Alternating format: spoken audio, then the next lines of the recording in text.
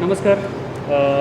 मी देवेंद्र गरुड आणि आता आम्ही गेले 6 महिने झाले या प्रोजेक्टला भेट दिली होती आणि त्यानंतर आम्ही आत्ता सध्या बघतो आहे तर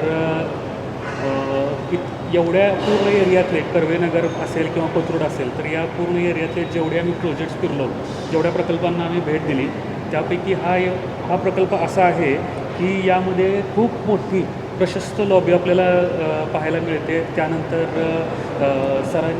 काकडे सरांनी या ग्रुपसाठी खूप कष्ट केलेले आहे, या बिल्डिंगसाठी खूप कष्ट केलेले आहेत त्यांनी.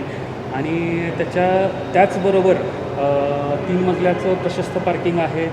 खूप मोठा त्यांनी ॲम्युनिटीजसाठी एरिया दिलेला आहे आपल्यासाठी.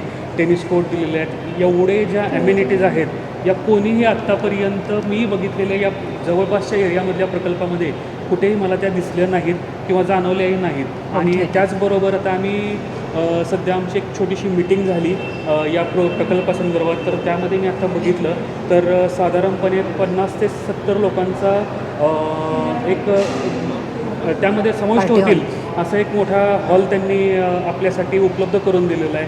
त्यानंतर वेगवेगळ्या प्रकारचे इक्विपमेंट्स त्यांनी आणून ठेवलेले आहेत की जसे लहान मुलांसाठी खेळण्यासाठी काही इक्विपमेंट्स आहेत, मोठ्या लोकांसाठी खेळण्यासाठी इक्विपमेंट्स आहेत, वयोवृद्ध लोकांसाठी बसण्यासाठी खूप साऱ्या चांगल्या जागा त्यांनी उपलब्ध करून दिलेल्या आहेत. आणि आम्हाला त्यामध्ये म्हणजे कुठेही शंका नाही आता की त्याची 6 महिन्याची ग्रोथ बघता आम्हाला कुठेही शंका नाही आहे किंवा तिळमात्रही शंका नाही आपण म्हणू शकतो की आम्हाला कुठेही त्यामध्ये डिले दिसत नाही आहे किंवा कुठे वेळ होईल बाबा लॉन्च होण्यासाठी किंवा साईट आपल्याला मिळण्यासाठी किंवा ते पोझिशन मिळण्यासाठी वेळ होईल असं कुठेही जाणवत नाही आहे. पण तुम्ही प्रत्येकाने इथं यावं, प्रकल्पाला भेट द्यावी आणि भेट देऊन मग तुम्ही ठरवावं की बाबा या प्रकल्पामध्ये काय आहे. तर या प्रकल्पामध्ये प्रत्येकाची स्वप्न आहेत. स्वप्न जी एवढी आहेत की ती तुमचे काय म्हणतात त्याला की ट्रक भरून स्वप्न आहेत. म्हणजे त्या स्वप्नांमधलं हे एक मोठं घर आहे की आमचा ट्रक साधारणपणे 75% या स्वप्नांनी भरून गेला.